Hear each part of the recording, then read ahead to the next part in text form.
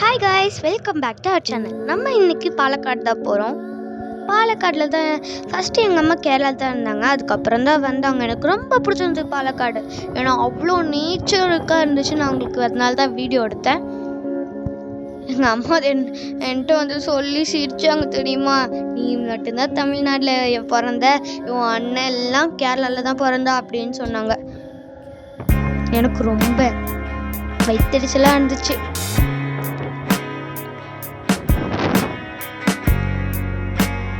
நாங்கள் வந்து தோனி ஃபால்ஸ்க்கு தான் போனோம். ஏன்னா தோனி ஃபால்ஸ் முன்னெல்லாம் பூட்டி வச்சுருந்தாங்க. நிறைய பேர் இந்த தண்ணி போகிற ஃபால்ஸில் இறந்துட்டாங்க, ஸ்டூடெண்ட்ஸ்லாம்.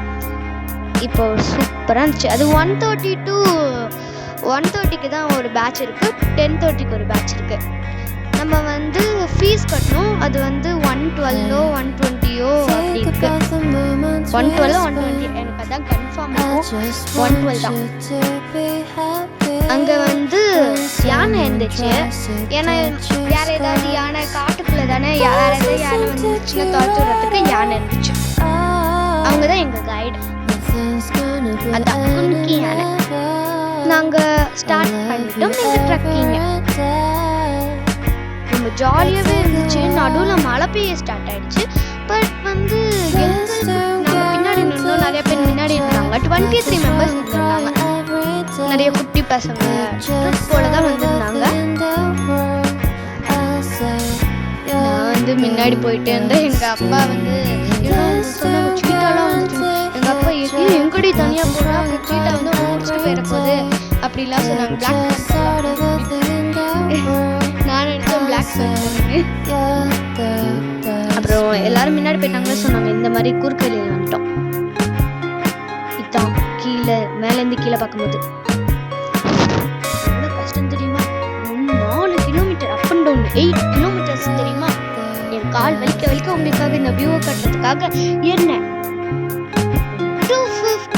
இன்னும் 750 மில்லிமீட்டர்ஸ் தான் இருக்கு.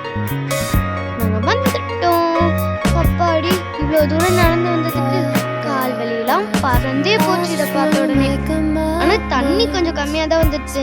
ஏன்னா சீசன் டைமுக்கு நாங்கள் போகல. இத்தனை நாள் இவ்வளோ கஷ்டப்பட்டு வந்ததுக்கு பலன் கிடைத்து விட்டதுன்னு ஒரு கத்துனேன்.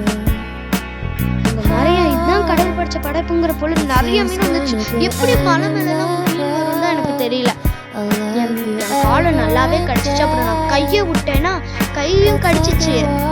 கையை கடிக்கும் போது நான் அப்படியே ஒரு 2-3 மீனை பிடிச்சிட்டு அப்பாட்டு காட்டிட்டு அப்படியே தண்ணிக்குள்ளேயே விட்டுட்டேன். என் காலை நிறைய அழுக்கு இருந்திருக்கும் போல இருக்கு. அதான் அதுங்கெல்லாம் வந்து நூற்றுக்கணக்கான மீன் இருந்துச்சு தெரியுமா. மேலே ஒரு இது போல கட்டி வச்சிருந்தோம். அந்த இடத்துல நாங்கள் போனோம். ஏன்னா அந்த இடத்துல அலோடு இல்லை. ஏன்னா ரொம்ப ஸ்லைடிங்காக இருக்கா. ஸோ கீழே வந்துட்டாங்க. அங்கே தான் நிறைய பேர் இறந்தாங்களா. சூசைட் பண்ண நான் வச்சுக்கிட்டேன். கரைச்சி ஊற்றுன போல இருந்துச்சு தெரியுமா தண்ணி.